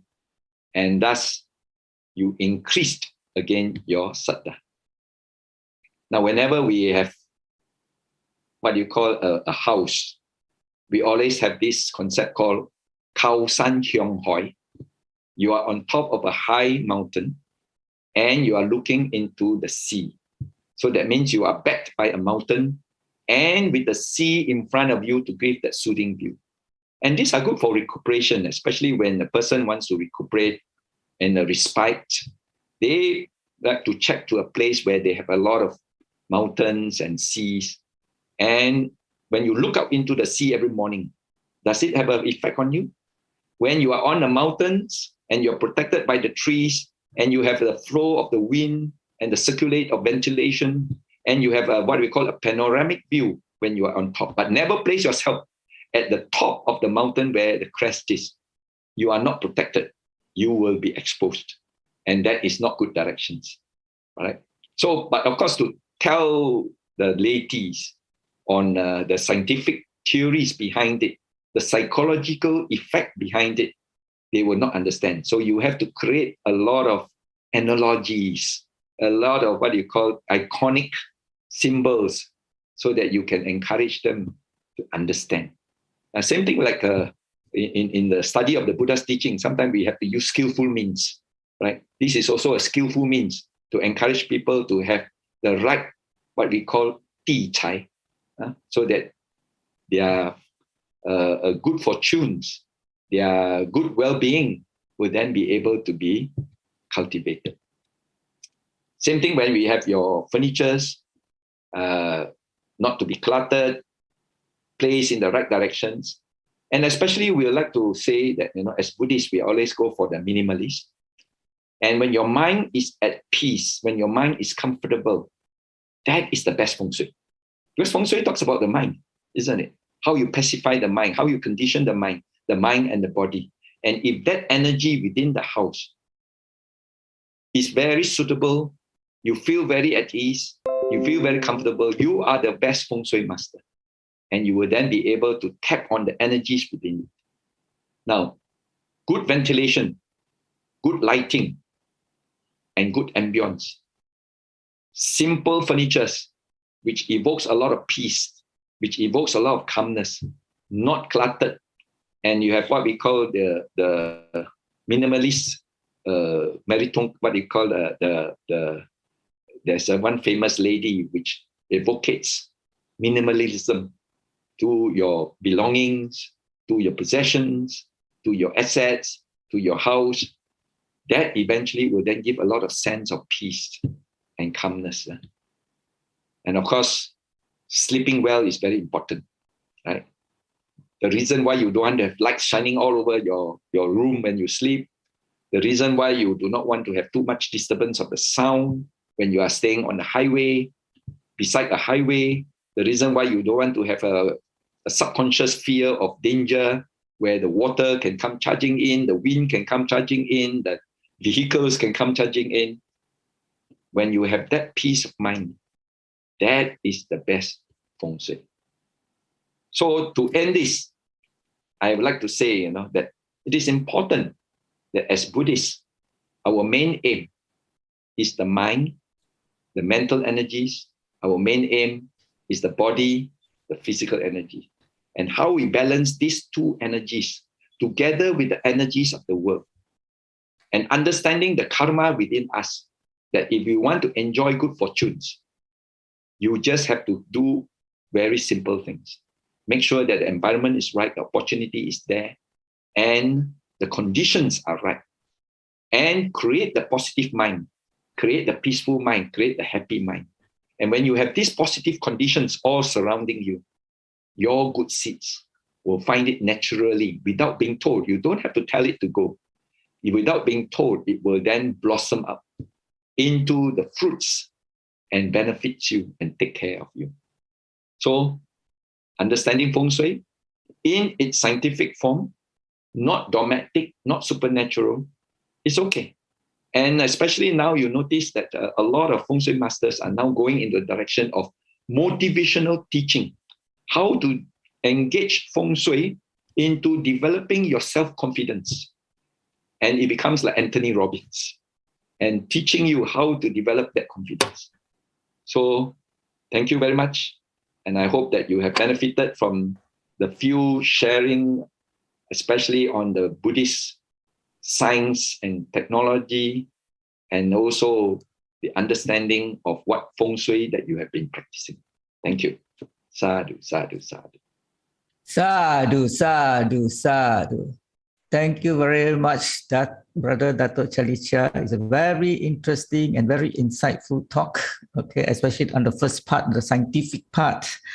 Okay, we do have some questions coming in. Okay, maybe I will start off first. Since you're talking about the GM, but now you see the Western countries, a lot of food are all being genetically modified to increase yield or reduce pests. So now we have food that classifies non-GM and GM. So how do you look at it? Should we be eating it? And the second question now is, in fact, I think Singapore also you have McDonald's or KFC having GM meat burgers. So is it dangerous for us to be eating such products? Well, we have to think about this. That as Buddhists, we try to live in accordance to the laws of nature. It's important because if we don't live in harmony with nature, nature will then accumulate a force or a repercussion or consequence, which will take effect upon us. And it's natural. It will happen if we have disturbed it, if we have polluted it, if we have disrupted it. It will then gain an energy, a potential energy to actually erupt and then take its form. Genetic modification disrupts the flow of the genetic energy that is inside. And imagine that if you were to consume, if you consume, of course, poison, then you will get poison. If you consume natural food, then your body becomes naturally well. So we try to avoid GM. Of course, if you are really hungry and there's no food around, then what to do, right? But if you can, then try to go for organic or to a certain extent, natural grown food. What you call pollinated by natural processes, rather than crisscrossing all the cells and modifying it and then doing the lab tests. That's why the viruses went haywire, the plants, the certain fruits go haywire, and eventually creates a lot of problems for mankind. So one of the what you call warnings that as Buddhists, we try not to engage in genetic modification. We try not to engage in cloning processes. We allow nature to run its course. Okay, thank you, Dato'. Okay, we have some questions from the audience today. The first question is from Vince Lim. How to make sure we live in harmony with nature and how to harness the chi and the water from nature? Well, energy is everywhere. And energy is part and parcel of the natural laws. And what the Buddha was teaching us for 45 years was actually talking about the laws of nature, how nature works. When he talks about karma, he's actually talking about how nature works. And this is the law of karma. So don't disturb it. Don't create any action that will eventually receive the repercussions of it.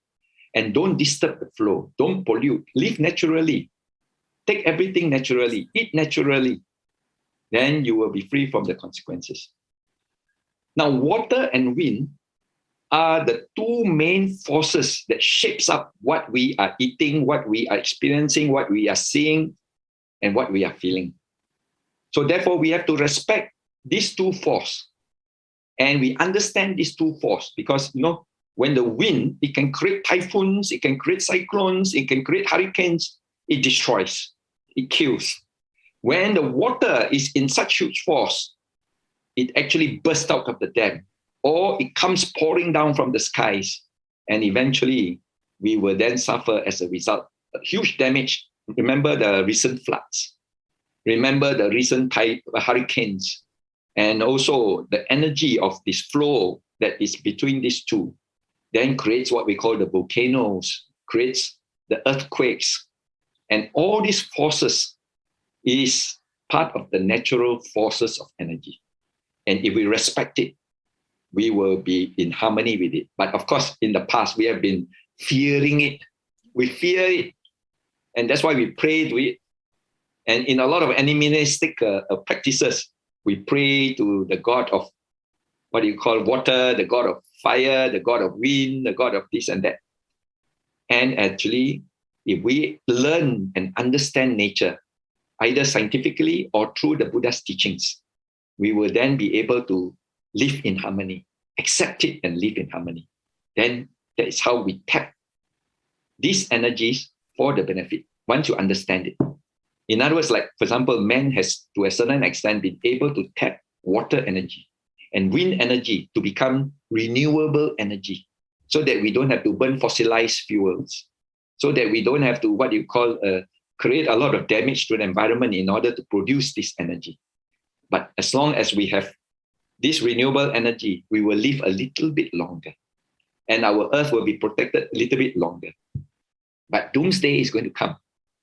Whether you like it or not, the universe, one fine day, when it reaches its limit of expansion, will start to contract. And in the course of contraction, the planets are going to be damaged and destroyed. The sun is going to die out. And eventually the stars are going to burn off. And in the contraction, all will cease for a moment.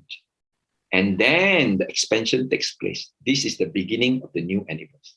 So we say that, well, the doomsday is coming. Not to worry. If you can survive the doomsday, you will be able to live the next universe. And then in the next universe, you will then have what we call the fresh beginning. And hopefully you will then learn your mistake. Unfortunately, we all never learn from history. We all never learn from mistakes. Well, doomsday is coming with the war. Okay, thank you, brother, Doctor. Okay, there is a second question from Lao Ying. Is there an existence of Feng Shui and how we deal with dead body by burial or cremation?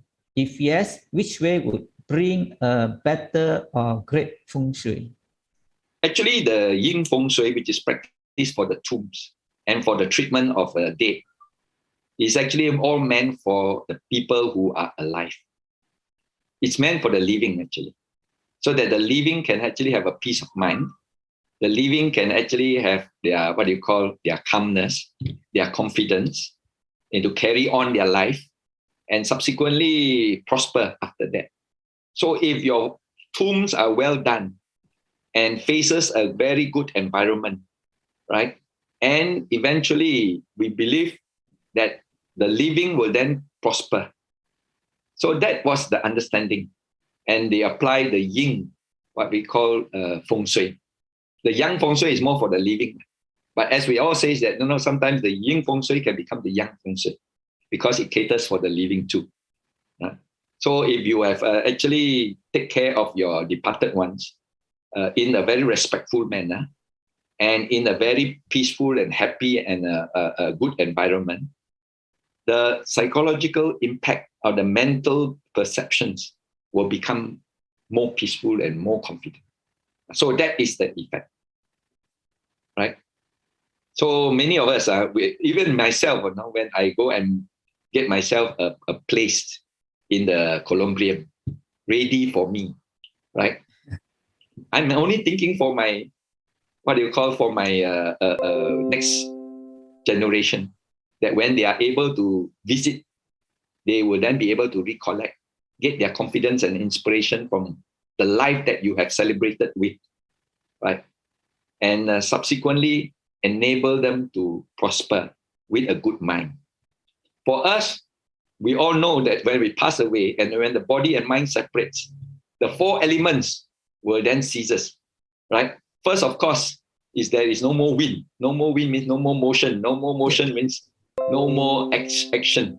And then when there's no more wind, then the water will then starts to dehydrate. Right? And when the water starts to dehydrate, the molecules or the earth element will then start to disintegrate. So the earth, water, wind, and fire. Because when you touch the body is no more fire. So the 4 elements then subsides. And when the 4 elements subside, that is what we call a dead body. So you treat the dead body with respect, you cremate it, you buried it, you to some people, they actually sky burial them. And at the same time, where the ashes, if you cremate, you would like to go to the sea and spread into the sea. So a lot of people spread into the sea and then there's no more columbarium to take care of. Well, that was a suggestion given to me.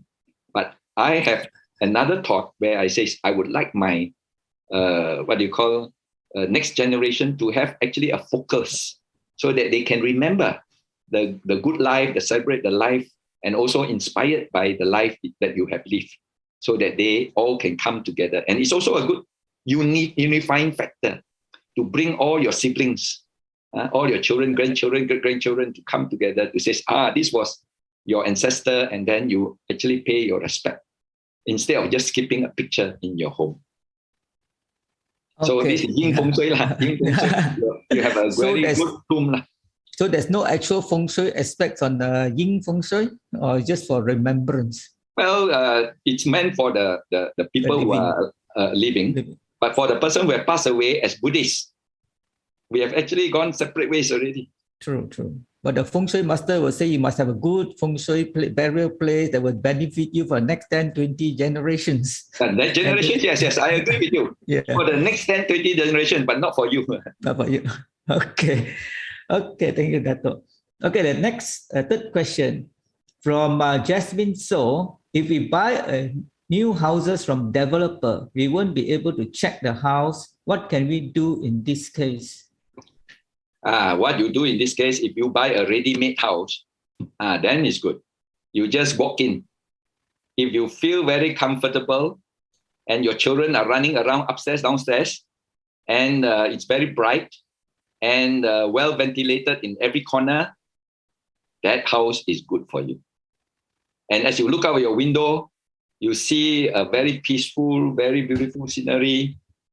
That property is for you. So you are your best Feng Shui master. Most of the time now, we're actually buying where they just newly launched, where we're just seeing on brochures and paper, and we do not know what we're expecting. Like just so like my house I bought, and then suddenly I see a lamppost right in front of my house now. So that one, I think you have to go after your developer. But as developer, like I said, developers are also, their designers also have to adopt some of these Feng Shui principles, like the placing of the houses, the placing of the drains, the placing of the poles itself. They need to do all this so that the environment, the ambience will be good for the purchaser. And at the end, if they are happy with what they have bought, they are your repeated customers. So isn't that business? Right? So as developers, we are all businessmen. Yes. Okay, the next question is, I'm not sure you put color nice. Sifu, what type of joystick that you mentioned? I think you mentioned about the joystick that you need to aroma the house and the corners. Okay, basically, for this purpose, you can use the ordinary joystick. Ordinary joysticks with can create a lot of smoke. It's okay. So when you go around the house, that bunch of joysticks, maybe about 30, 40 pieces of it, right? And if you go to a corner where it is young, active corner, well energized, a lot of ventilation, a lot of oxygen, no? Yeah. So a lot of oxygen means the fire burns better, isn't it? Yes. The joysticks will glow brighter.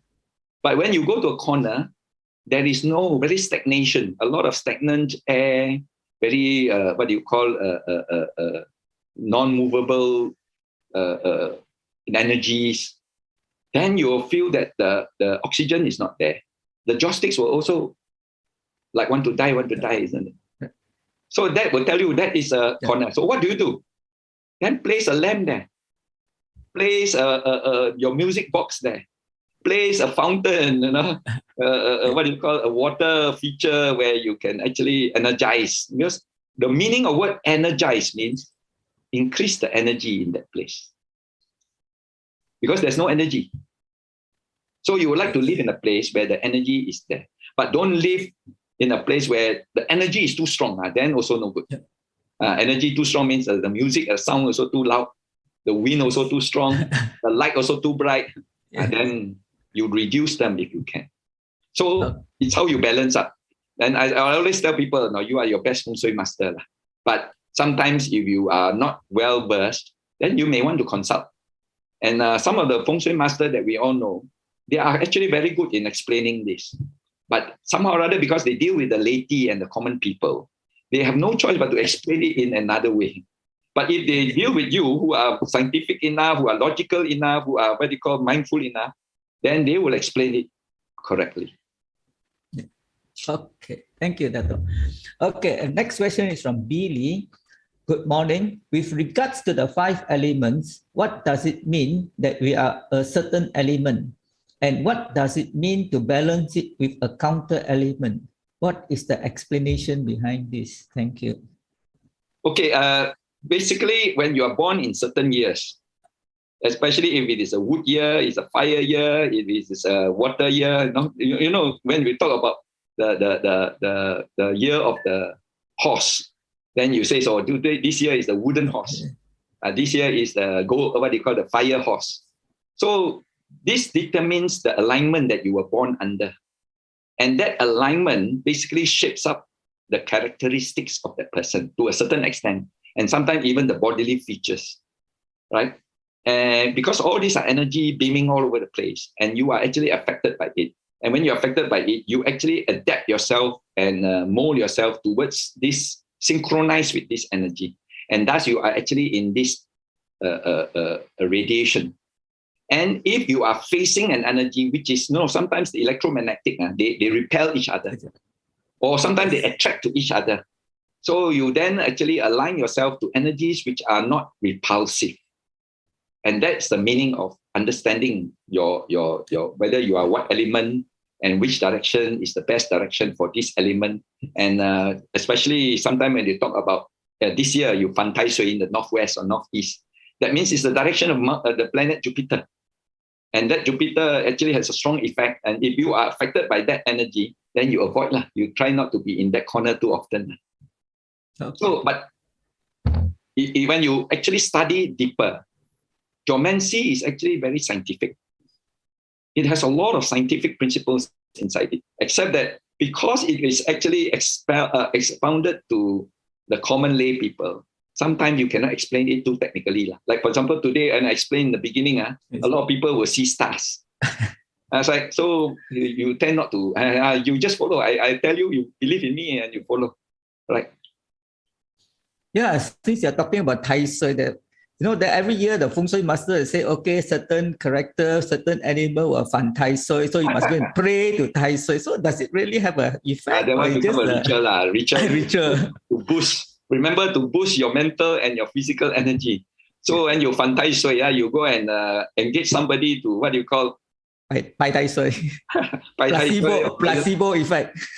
So you get affected psychologically, and then you believe that you have done so. You have actually pacified it, and you would like to go on living confidently. So the word saddha or confidence actually is very important in the well-being of a person. If you don't have confidence, then you have a lot of negativities, right? Okay. So when we practice the Buddha's teachings and practice our meditation and practice all the good positive, attitudes, it's actually developing the energy within our minds. Yeah, okay. Thank you. Okay, the next question is from Vincent Kaur. Is Feng Shui part of Buddha's teaching? Should we not pay much attention to it when consider practicing Dharma? Or how much to pay attention, like selecting a good date, or like says every day is a good day? Especially when one dies, buried in a piece of good Feng Shui land can help the fortune of the family. Really? Okay, the first question, the first part of the question talks about, that whether the Buddhists, what you call, subscribe to Feng Shui wholeheartedly. Now, it's good to understand Feng Shui, right? And it's good to understand how the energies, talking about the energies and the chi that is affecting us. But at the same time, we have this very strong principle in the Buddha's teaching called mind over matter, right? So if your mind is strong, right, you can actually overcome whatever negativities. But how many of us have a strong mind? How many of us, our mind are so strong enough that we can overwhelm these negative energies that is actually shooting at us? So we, to a certain extent, says, for the time being, when my mind is not confident enough, when my mind is not strong enough, then I adapt a little bit of these Feng Shui principles. And then as my mind becomes stronger through the practice of the Dhamma, then you slowly, slowly lift that raft which carries you to this point of time. Okay. Yeah. So what about the second question on the Feng Shui for the burial? I think you have already mentioned. Yeah, Feng Shui for the burial, I said that it's, it's good for the living. Yes, okay. But when understand that when as a Buddhist, when we pass away, remember this, you only bring along your karmas, right, to the next. Yes. And your connectivity is only just that, what you call consciousness. And when you are in that new life, you are actually experiencing new experience already. And as you experience new things, all your previous memory will be then covered up layer after layer. Until, of course, you have a good concentrated mind, you can uncover it. If not, then you actually forget. So you have not much of a connectivity at that point in time when you live on in the next life. Okay. Okay, next question. Usually people follow Feng Shui to activate their wealth. But if one's haven't luck, past karma is limited, wouldn't it be used up blessing too fast that there may be no more blessings left for the next life? Well, if your bank account is low, what do? You replenish it, isn't it? You do more, isn't it? You create more meritorious actions. You will sow more good seeds. You develop your seed bank. And then when you carry forward to the next life, you will then have a good tian cai. But you don't have to wait until the next birth in order to enjoy it. Whatever seeds that you accumulate in this life, you also enjoy it in this life. Okay. Yeah, thank you, Dad. Okay, next question is from James Lim from Metta Lodge of Johor. Datuk Charlie, in Feng Shui term, why it says the kitchen should be in the left side of the house as you see from the front door? Mine is on the right hand side. So no wonder I'm not when you have a kitchen aligned to the front door, because your kitchen is usually the last layout. Yes. And your front door is, if it is directly facing your kitchen, then of course what goes in will come out, isn't it? Goes out there. And then especially the ventilation, you get a lot of crosswinds, and all your things will turn topsy-turvy, So you must have actually a sort of like a wunef. We call it a wunef, where your energy must be made to circulate in the house. Some people even do what we call a bowl, a depression in the center of the house or something like that, so that the energy can circulate around there, and then get good energies, which are what you call promoting the ambience, so that you don't let it go free. You harness it. It's like harnessing energy. When good water flows in the house, you want to go into a pool so that you can store them, so that you can use them. Yes. So don't align it door to door. And the kitchen is always the last one. But I think he could be asking the question on the location. Probably the direction. Remember, in Feng Shui, you have this 1, 2, 3, 4, 5, 6, 7, 8, 9. The quadrants. Yes. Then eventually, this is the quadrant, northeast, southeast, and so on. So depending on your alignments again, your Bazi, and then subsequently, you then align it in which is the best corner to do your best activities. But that one is, again, giving you the confidence. Secondly, is that though it does affect, but if your mind is strong enough, it actually will not affect you so much. Yes. So mind over matter, remember this. As the Buddhists always have this maxim, mind over matter. True. Because every year the stars change, we cannot be shifting our kitchen in every direction. A lot of people renovate their house House. according to it. You will get a lot of, but if you can afford it, why not? Yeah. Okay, the next question is from Helen from Metta Lodge, Johor. So, Datuk Charlie Chia, if we choose to scatter our ashes after our death, is it a better choice for the living people? Well, you don't burden them, right? Yes. And then they don't have to visit the what do you call, the columbarium or the cemetery every year on a Qingming. But when come Qingming, everybody celebrating, everybody going to their ancestors, and you have nowhere to go. Right? So this is actually social fabric. As human beings, I remember we are a social being. We need to have the support of family. We need to have the support of your father, mother, brothers, sisters, and the relatives and friends. And this actually creates a good mental states. And in order to do that, we need to place certain, features and certain events. That's why we observe certain events. Birthdays, memorial days, anniversary days. The idea is actually identity, to create that identity. Unfortunately, as a Buddhist, we are still Putujanas. And as a Putujana, you are still celebrating birthdays. And you are still celebrating anniversary. You are still celebrating Mother's Day, Father's Day, and all these days. If you are really a Buddhist who holds on to nothing, crave for nothing, attached to nothing, then no need to celebrate. Don't waste your time, right? Because you're already above, liberated already. But we are still Putujanas. So as Putujanas, and you realize also most of your offsprings, your generation may not be that wise enough. You need something to hold them together. And if they are spread into the sea, they only probably have a photo to keep, or they may keep an ancestral tablet. But an ancestral tablet sometimes can be a burden. When you have a lot of siblings, you pass to me, I pass to you, and at the end, nobody takes care of it. And if the house is abandoned, lagi, nobody take care of it. But if you have placed it in a columbarium, in a tomb, it is always there. And they come and visit rather than you move it around. So it's still, I'm not promoting Nirvana or Xiao or memorial parks, but I'm saying that this is a good way to actually promote the togetherness, the unifying factor of family fabric. Yes. Okay, yes, thank you, Dato'. A very good suggestion. Okay, one last question. What is your, this from Gary Tan, what is your opinion on Sansha direction? I'm not sure what is this. Is the 3 types of clashes that affects different people based on their date of birth. Sancha, I think the three arrows. I think.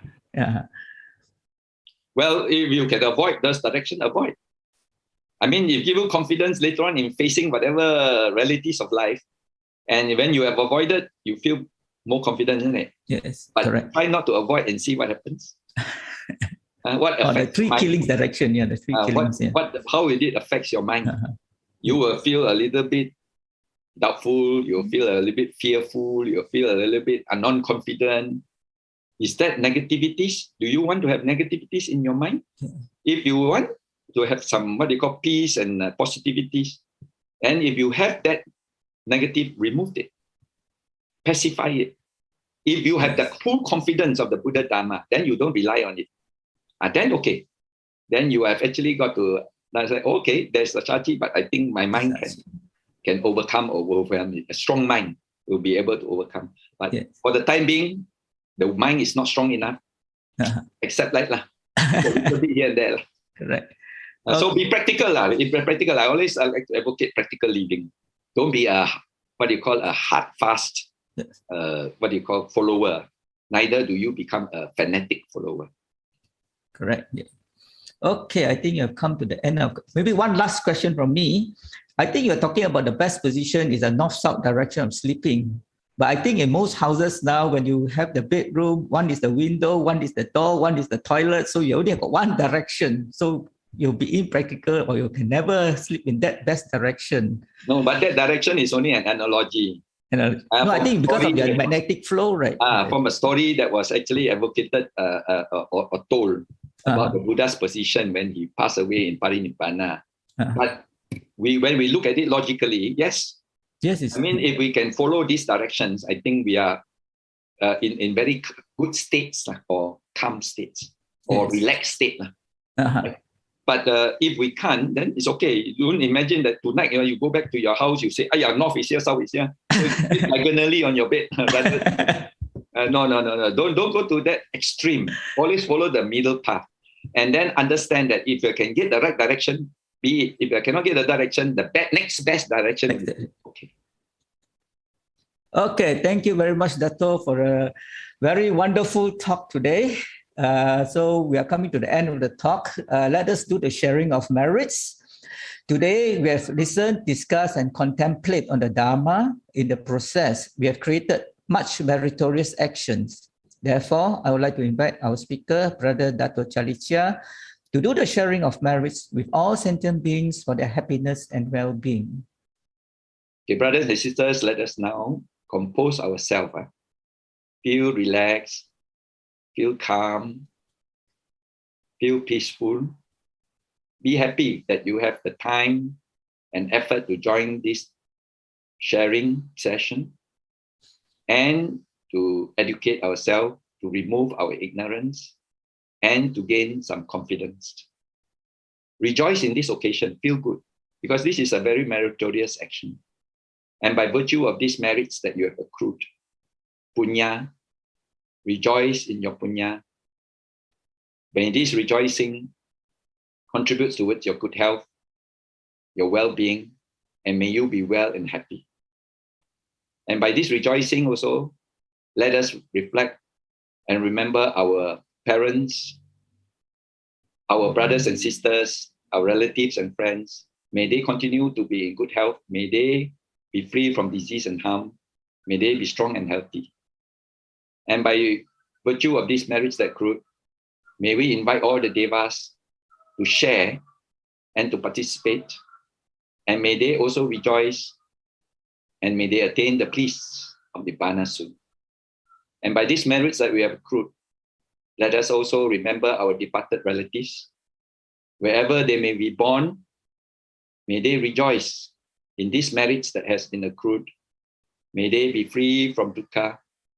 May they one day attain a good rebirth. And may they be well and happy. Idang me natinang hotu, sukita hontu natayo. Idang me natinang hotu, sukita hontu natayo. Idang me natinang hotu, sukita hontu natayo.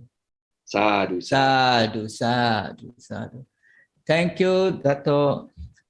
Thank you all for attending our talk this morning. Before we sign off, I would like to announce that our next talk will be on 19th of June, and it's going to be another interesting topic, which will be done online. Since we are recovering from this pandemic, which have impacted most of us, especially parents with young kids, we are organizing a talk on parenting titled Post-Pandemic Parenting, Forging Connections While Moving Forward. We'll be having a panel of some very established Dharma speakers who are also experts in the fields of parenting. We'll keep you in suspense to the moment of who the speakers are. Set your date free. Look forward. So if you want more information, look it up at nearer the date on our Shah Alam Buddhist Society website or Facebook. Okay, thank you once again, brothers and sisters. Thank you again, Brother Charlie Chia. And we'll see you again on our next talk. And also thank you to all my back-end technical team to bring us another successful Dharma online talk today. In the meanwhile, stay safe, stay healthy, and may you all be well and happy always. Thank you and goodbye.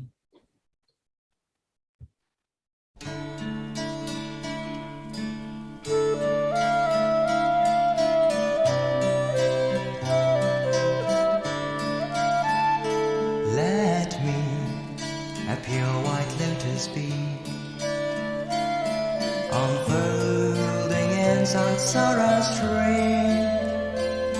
Let all the gloom of misery be gathered in my lotus dream.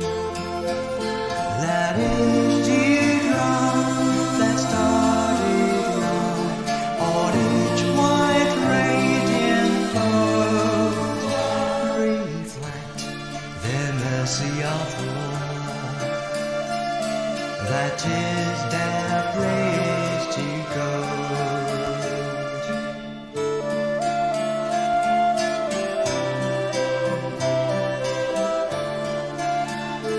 Let every wave that tumbles down their kettle slam of raft repair to lotus roots of dusty brown in my compassion's bound to share.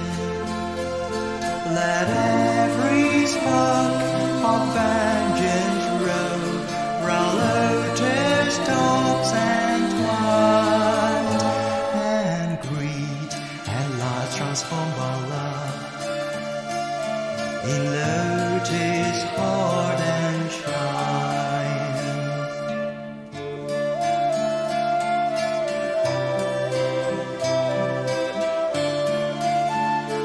When each light drop has passed away across my pure white lily door, when I have drained all sorrow may I speak to deck the lossless floor. Let every petal softly fold in summer's golden shine. Retreat to claim the splendid prize, Nirvana's joyless mine.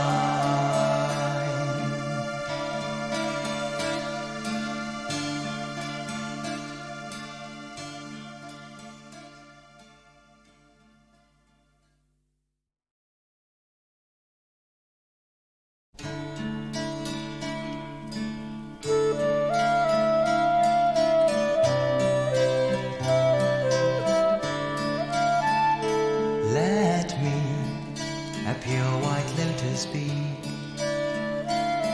unfolding in Sansara's stream. Let all the gloom of misery be gathered in my lotus dream. That is dewdrop that started light on each white radiant fold reflect the mercy of the Lord. That is their place to go.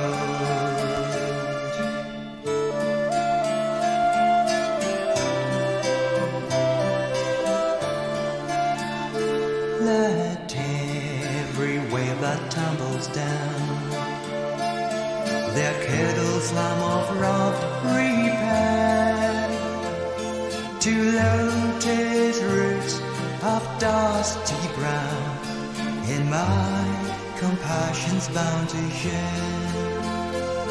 Let every spark of vengeance roll round lotus tops and twine, and greed and light transform by love in lotus heart and shine.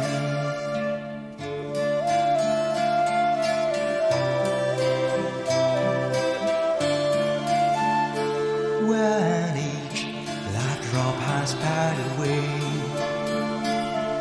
across my pure white lily door, when I have drained all sorrow may I speak to deck the lossless floor. Let every petal softly fold in summer's golden shine. Retreat to claim the splendid prize, Nirvana's joyless mine.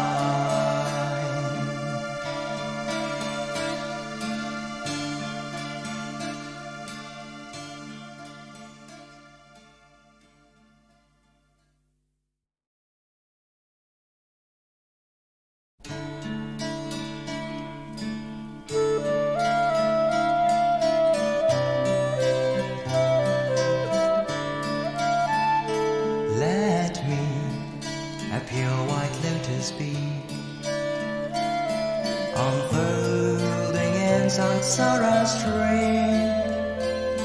Let all the gloom of misery be gathered in my lotus dream. Let each teardrop that started light on each white radiant flow reflect the mercy of the Lord. That is their place to go.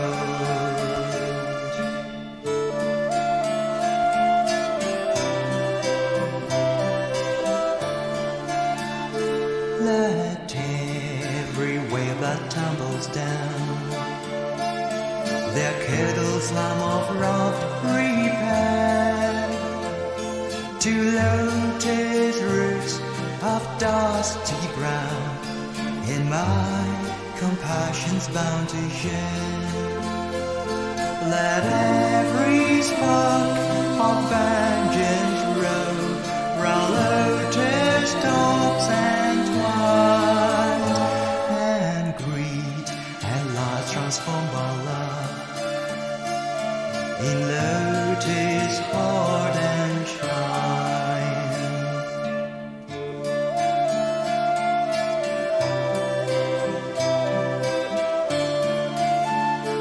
When each light drop has passed away across my pure white lily door, when I have drained all sorrow may I speak to deck the lossless floor. Let every petal softly fold in summer's golden shine retreat to claim the splendid prize, Nirvana's joyless mind.